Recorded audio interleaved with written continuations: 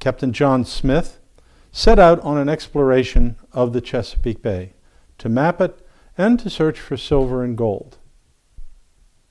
Captain Smith encountered the Patuxent River among all of the rivers that he visited, and actually proceeded up the Patuxent River as far north as a waterway we now call Hall's Creek. Left a copper marker there, claiming the land for the King of England, and then proceeded south. He encountered some 13 Native American settlements, and one of those settlements was called Toscos, which is, or believed to be, in the vicinity of modern-day Cox Creek, which is just south of the modern-day town of Lower Marlboro, Maryland.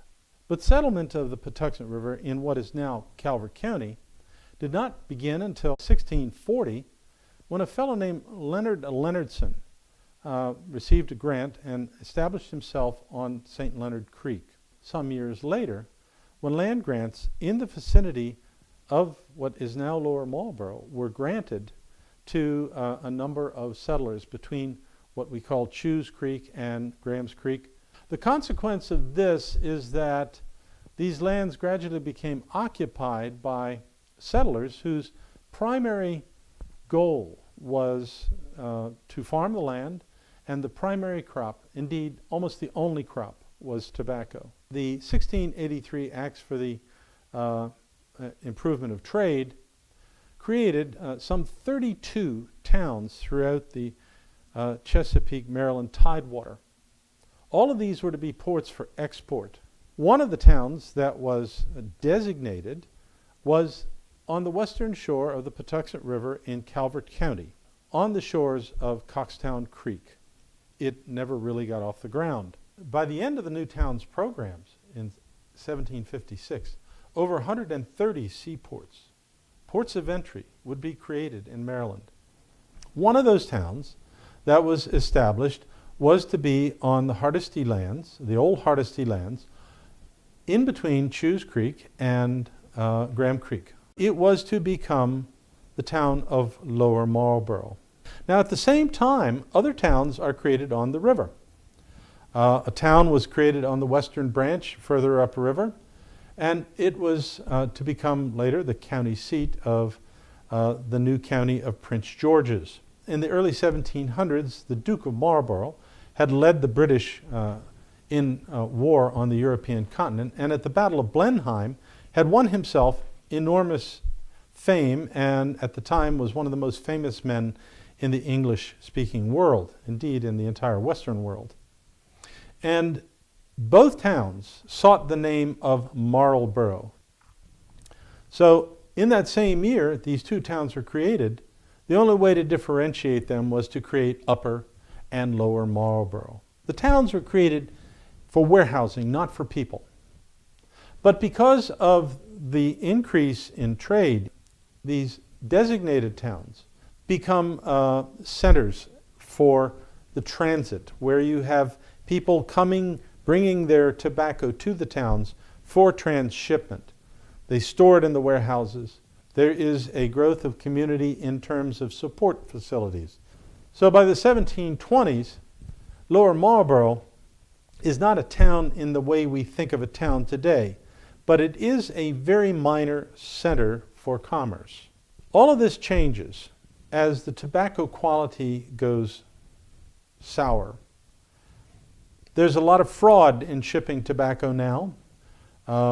Tobacco has to be weighed.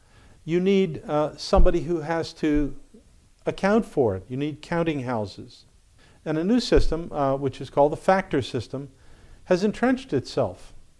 And the factor system is basically where European firms send their agents to be permanent residents of a town or a community and to manage the trade with the plantations. So no more do the planters have to deal with the ships. Lower Marlboro starts to attract a number of factors to the town. But the frauds that are being initiated against the buyers are proliferating. So in 1747, the government enacts a tobacco inspection law. The 1747 inspection law designated various ports, various places throughout the colony as inspection stations. 3 inspection stations were erected in the county, and one of those stations was the port of Lower Marlboro. And the consequence is that it becomes a destination point. And where you have a destination point, you have a growth.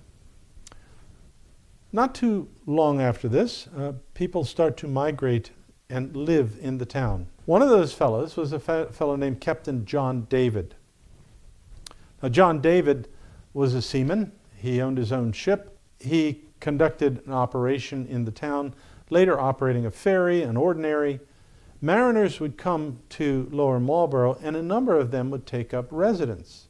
One of the establishments that is created, a fellow who created a manor house called Patuxent Manor. Later this becomes Graham Manor. Graham is one of the most important men in the colony. Graham is married well. His relatives are married well. He holds very important positions in the colony assembly. And his house, this house, is one of the premier houses in Lower Marlboro. It is where business is done. Graham owns property on the waterfront. He has outbuildings. He has an out kitchen. He has slaves. And Graham is among the first to become engaged in the slave trade in 1760 in the port of Lower Marlboro. So thereafter, Lower Marlboro starts becoming a slave importation port. The town is a destination point for literally scores of ships that come into the Patuxent River. They come up to Lower Marlboro. Many of these vessels would stay for long periods of time. And the lord of the ship is the captain. And the scum of the ship, the lowest on the chain, are the seamen. And ships are frequently dictatorships and very cruel environments. So when a ship pulls into this paradise, desertion is a frequent incident that happens.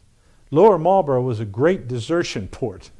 It had a number of ordinaries here. You could rent horses here. If you disappeared in the countryside with your horse and went west, who was to know? It was a maritime town. There was shipbuilding on the waterfront now. In 1775, a gentleman arrives in Lower Marlboro to establish a small school, and his school is to teach languages and arithmetic. And it is the foundation of what later becomes the Lower Marlboro Academy, which becomes one of the first schools, the first school, in what becomes the state of Maryland. But Lower Marlboro Academy eventually becomes the training ground for a number of prominent Marylanders. Among them is a man named Claggett, who becomes the first Episcopal bishop in the United States, and later the chaplain for the United States Senate. Another man named Kent becomes a congressman, and then 3 times governor of the state of Maryland. So Lower Marlboro's graduates, shall we say, become some of the influential men of Maryland history, and indeed American history.